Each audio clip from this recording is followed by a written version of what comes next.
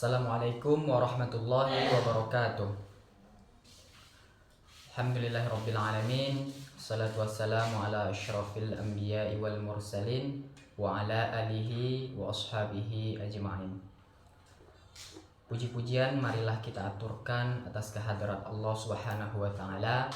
Salawat dan salam kita doakan kepada Allah agar disampaikan kepada Nabi kita, yakni Nabi besar Muhammad sallallahu alaihi wasallam. Baik anak-anak, sebelum kita pada kesempatan kali ini kita akan membahas tentang nun sukun atau tanwin bertemu dengan 28 huruf hijaiyah. Jadi sebelum kita memulai pembelajaran kita pada pagi hari ini, alangkah baiknya kita awali pembelajaran kita dengan pembacaan basmalah terlebih dahulu. Bismillahirrahmanirrahim. Jadi mungkin mudah-mudahan dengan pembacaan basmalah tadi pembelajaran kita bermanfaat atau lancar dari awal hingga akhir. Baik, masuk ke pembahasan kita pada pagi hari ini anak-anak, yang mana hukum nun sukun atau tanwin bertemu dengan 28 huruf hijaiyah, yang mana apabila nun sukun atau tanwin ini bertemu dengan 28 huruf hijaiyah, maka terdapat 4 hukum tajwid yang ada di dalamnya. Yang pertama adalah izhar, yang kedua adalah idgham, yang ketiga adalah iqlab, dan yang keempat adalah ikhfa. Jadi hukum dari nun sukun atau tanwin ini bertemu dengan 28 huruf hijaiyah. Yang pertama adalah izhar, yang mana hukum izhar ini, izhar secara bahasa berarti jelas, yang mana kalau dimaksud di sini adalah dibaca jelas apabila nun sukun atau tanwin ini bertemu dengan huruf izhar, yang mana huruf izhar ini ada 6 huruf. Yang pertama hamzah, yang kedua ha, yang ketiga ain, yang keempat ha, yang kelima ghain, dan yang keenam kha. Jadi huruf-huruf izhar ini adalah huruf tenggorokan semua. Jadi huruf yang keluar dari tenggorokan. Hamzah, ha, ain, ha, kha, dan ghain. Jadi contoh dari huruf izhar ini yang mana bisa kita lihat di dalam Al-Quran, apabila nun mati atau tanwin bertemu dengan hamzah contohnya, yang mana man amanu. Cara membacanya jelas, dijelaskan man aman. Jadi kalau apabila anak-anak semua bertemu sedang mengaji gitu, jadi bertemu dengan nun mati dan setelahnya adalah huruf izhar ini, contoh salah satunya adalah hamzah, maka dibaca jelas man amanu. Baik, selanjutnya adalah hukum nun mati atau tanwin bertemu dengan salah satu huruf idgham. Jadi sebelum masuk kepada itu, perlu Anda ketahui idgham ini terbagi menjadi 2, yang mana idgham bi gunnah dan idgham bila gunnah. Sebelum itu kita harus mengetahui dulu apa itu idgham. Idgham adalah meleburnya 2 huruf menjadi 1 huruf.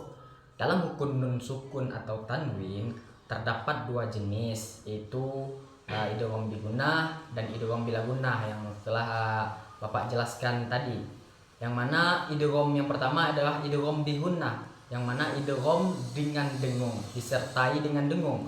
Yang mana idgham ini memiliki 4 huruf. Yang pertama adalah ya, yang kedua adalah nun, yang ketiga adalah mim, dan yang keempat adalah waw. Jadi ada 4 huruf dari idgham bi gunnah ini, ya, nun, mim, dan waw. Jadi apabila nun mati atau tanwin bertemu dengan salah satu huruf idgham ini, maka dibacanya dengung. Contoh may ya'mal, apabila nun mati bertemu dengan ya setelahnya, maka dibaca disertai dengan dengung, may ya'mal.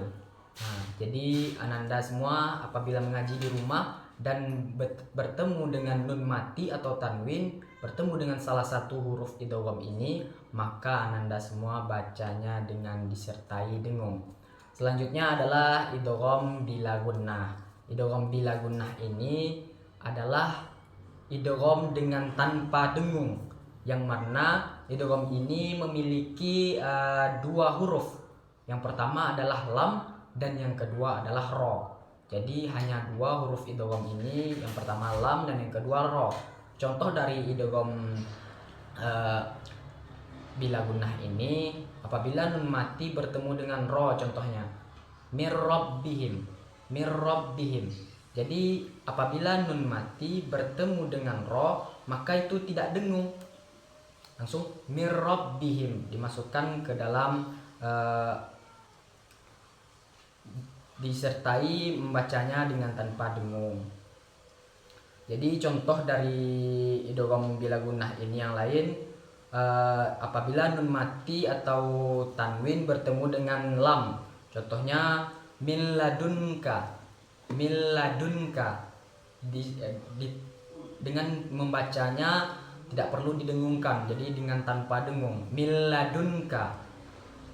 Baik, selanjutnya adalah yang kelima, hukumnya adalah iklab, yang mana iklab ini adalah membalik bunyi bacaan nun sukun atau tanwin menjadi mim apabila sesudah nun mati atau tanwin itu hurufnya ba. Jadi huruf iklab ini hanya satu, yang mana huruf iklab itu adalah ba. Ketika membaca iklab, kedua bibir menempel dengan lemah, yang mana di sini menempel merapatkan bibir, bukan terlalu merapatkan dan juga bukan terlalu merenggangkan. Jadi sekedar menempelkan. Contohnya apabila nun mati atau tanwin bertemu dengan huruf ba, contoh mim ba'dihim, mim ba'dihim. Jadi mim ba'dihim, sekedar menempelkan, bukan terlalu menekan dan juga bukan terlalu merenggangkan. Jadi apabila anak-anak semua sedang baca Al-Quran dan bertemu huruf nun mati atau tanwin bertemu dengan huruf ba, maka cara membacanya dimasukkan dimasukkan huruf nun itu ke dalam seolah-olah membaca ba, jadi mim ba'di. Selanjutnya adalah yang terakhir, hukumnya ikhfa, yang mana ikhfa ini cara mengucapkannya adalah samar-samar antara izhar dan gunnah, antara jelas dan dengung gitu.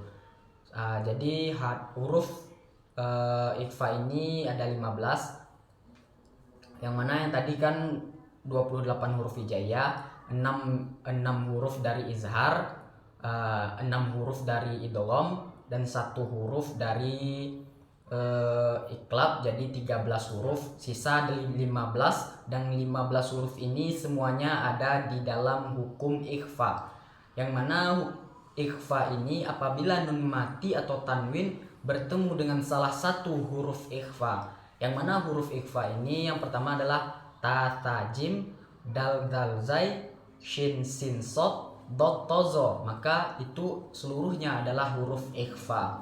Maka cara membaca ikhfa ini samar-samar antara izhar dan gunnah.